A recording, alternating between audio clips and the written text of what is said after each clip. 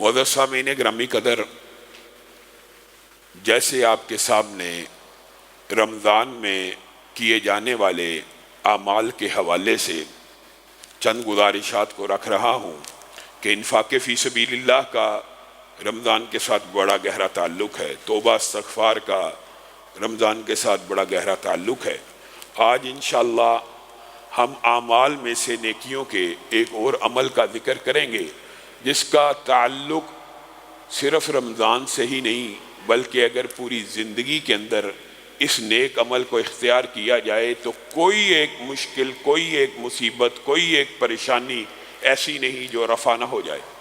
پہلی بات، وہ عمل کون سا ہے اور اس عمل کے فضائل و مناقب کیا ہیں اور اس کو چھوڑ دینے کی وعیدیں کیا ہیں۔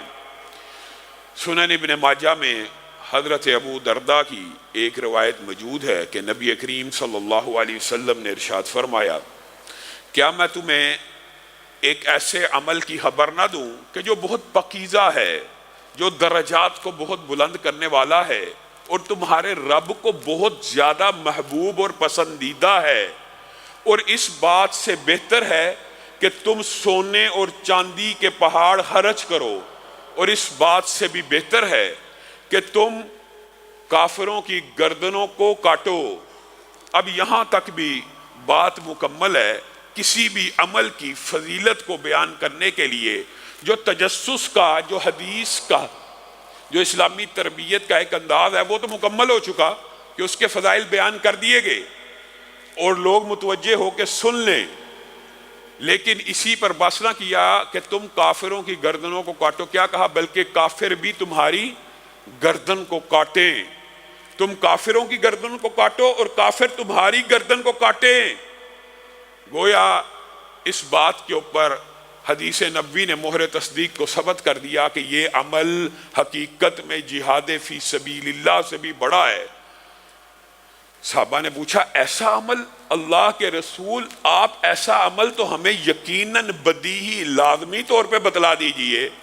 تو رسول اللہ صلی اللہ علیہ وسلم نے 2 لفظوں میں بات کو مکمل کر دیا، کہا ذکر اللہ، اللہ کے ذکر سے اپنی زبان کو تر رکھنا ان تمام اعمال سے بہتر ہے۔ اللہ کے ذکر سے اپنی زبان کو تر رکھنا، ہر وقت معطر رکھنا۔ یہ زبان جہاں جھوٹ بولتی ہے، گالی دیتی ہے، لعن طعن کرتی ہے، حرام کمائی کے سلسلے بناتی ہے، اس زبان یہ برائیوں کی جڑ بھی ہے۔ دنیا کے سب سے بڑے گناہ اسی سے ہوتے ہیں، تو دنیا کی سب سے بڑی نیکی بھی اسی زبان سے ہو سکتی ہے۔ کتنی بڑی نیکی! اللہ کا شکر ہے کہ ہم اللہ ہی کی توفیق ہے، لیکن اللہ کا احسان بھی ہے اور اللہ کا شکر بھی ہے، ہم سب اس وقت اللہ کے گھروں میں سے ایک گھر میں بیٹھے ہیں، اور اللہ کے گھروں میں جب بندہ مومن اور مسلم بیٹھ جاتا ہے کس کام کے لیے؟ اللہ کے ذکر کو بلند کرنے کے لیے۔ میں اور آپ آئے کس لیے ہیں؟ میں کچھ اللہ رب العزت اور رسول اللہ صلی اللہ علیہ وسلم کی باتیں آپ کو بتلاؤں اور آپ یہ باتیں سنیں، گویا رب کے ذکر کے لیے اس مجلس میں یہ قائم حلقات آپ کے لیے اور میرے لیے خوشبری کا باعث ہے۔ کس لیے؟ رسول اللہ صلی اللہ علیہ وسلم نے فرمایا، اور ہمارا ایمان اور عقیدہ ہے جو رسول اللہ فرما دیں اس میں کوئی شک اور شبہ نہیں ہو سکتا۔ رسول اللہ صلی اللہ علیہ وسلم نے فرمایا، جب کسی مسجد میں، اللہ کے گھروں میں ذکر کے لیے لوگ جمع ہو جاتے ہیں، میرے ذکر کے لیے، میری بات سننے کے لیے، بات نصیحت کے لیے، تبلیغ دین کے لیے، سمجھنے سمجھانے کے لیے، تو آسمان سے ان کے لیے فرشتوں کا نزول ہوتا ہے۔ میرے بھائیوں، حدیثیں آپ نے شاید پہلے بھی سنی ہو لیکن غور نہیں کیا۔ فرشتے حقیقت میں یہ شان اور قدر و منزلت اور مقام نبیوں کو ملا کہ فرشتے ان کے دلوں کے اوپر اترے، ان کے لیے اترے، لیکن مسلمان امت کے اوپر اللہ رب العزت نے یہ احسان کر دیا کہ جو بندہ مسجد میں آ گیا، جتنے آج آپ مسجد میں بیٹھے ہوئے ہیں، ہمارا عقیدہ ہے اس سے زائد فرشتے یہاں پہ موجود ہیں۔ کس کام کے لیے؟ رسول اللہ صلی اللہ علیہ وسلم نے کہا، پہلی بات اس کام کے لیے کہ وہ آپ کے دلوں کے اوپر سکینت کا نزول کر دیں۔ اللہ رب العزت نے آسمان سے اس لیے اتارا کہ آپ کے دلوں کو سکون دیں، حقیقی اطمینان، حقیقی سکون دل کا سکون ہے۔ کوئی کروڑ پتی، ارب پتی، کھرب پتی ہو کے سمجھتا ہے وہ مطمئن ہے، تو ہو سکتا ہے وہ اپنی زندگی بدترین عالم میں گزار رہا ہو، آپ کو کیا پتا اس کو اطمینان قلب بھی نصیب ہے کہ نہیں۔ فرشتے ان مجلسوں کو اپنی پروں سے گھیر لیتے ہیں اور مومن دلوں کے اوپر سکینت کا نزول کرتے ہیں، اور انسان کا دل مطمئن ہو جاتا ہے، غموں سے پاک ہو جاتا ہے۔ کئی مرتبہ انسان ان مجلسوں میں ہزاروں نہیں، کروڑوں نہیں، اربوں گناہ لے کے آتا ہے، لیکن جب اس مجلس سے جا رہا ہوتا ہے اس کے نامہ اعمال میں ایک گناہ بھی باقی نہیں رہتا۔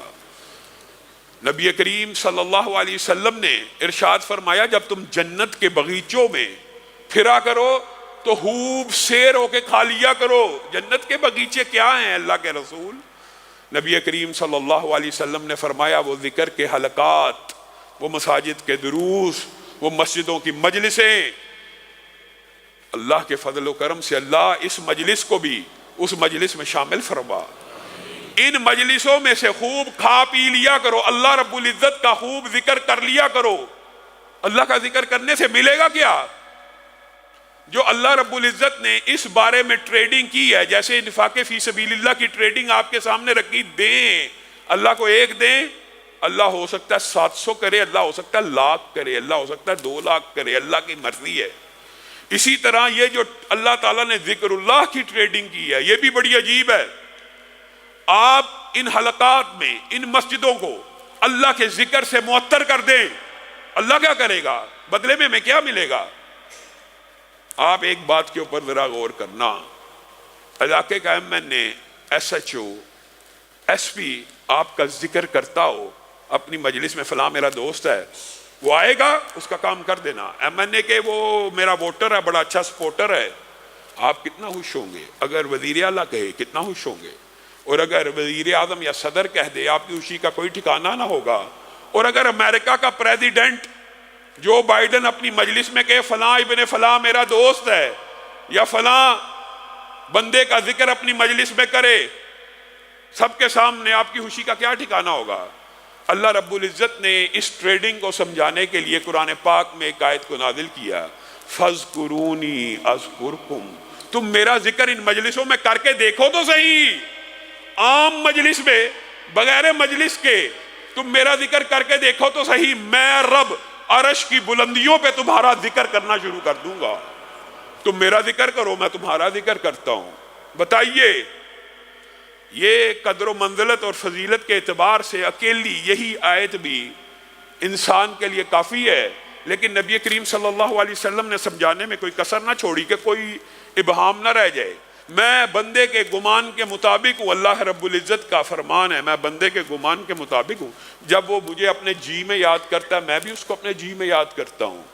جب وہ مجھے اعلانیہ یاد کرتا ہے یا مجلس میں یاد کرتا ہے تو میں بھی اسے اعلانیہ یاد کرتا ہوں، رب کہہ رہا ہے، اور میں بھی اسے مجلس میں یاد کرتا ہوں، اور ایسی مجلس میں یاد کرتا ہوں جو میرے بندے کی مجلس سے بہتر ہے۔ بتائیے اللہ کی مجلس کیا ہے؟ فرشتوں کی، مقرب ملائکہ کی۔ یہاں پہ بندہ، ایک عام بندہ سبحان اللہ کہہ رہا ہوتا ہے، سبحان اللہ، اللہ اکبر، الحمدللہ، لا حول ولا قوت الا باللہ، لا الہ الا اللہ، استغفر اللہ، جتنی بھی ذکر کی اس کا اقسام ہے، درود پڑھ رہا ہے۔ عرش کی بلندیوں پہ اللہ رب العزت ہر ذکر کے بدلے میں، ہر بندے کے ہر ذکر کے بدلے میں فرما رہے ہوتے ہیں میرے بندے نے میری تسبیح بیان کی۔ فرشتوں، میرے فلاں بندے نے سبحان اللہ کہا ہے، میرے فلاں بندے نے سبحان اللہ کہا ہے۔ ایک بندہ ہر وقت اللہ کے ذکر سے اپنی زبان کو معطر رکھتا ہے، اللہ رب العزت آسمان کی بلندیوں اور عرش کے اوپر اس بندے کا ذکر کرتے رہتے ہیں، یہاں تک کہ فرشتوں کو سمجھ آ جاتی ہے اللہ اس بندے کا اتنی کثرت سے ذکر کر رہے، اتنی کثرت سے ذکر کر رہے، گویا بندہ بھی کوئی کسر نہیں چھوڑ رہا، ہر لمحے ہر وقت ذکر ہی کرتا چلا جا رہا ہے، اور اللہ عرش پہ بیٹھ کے اس کا ذکر کرتے چلے جا رہے ہیں۔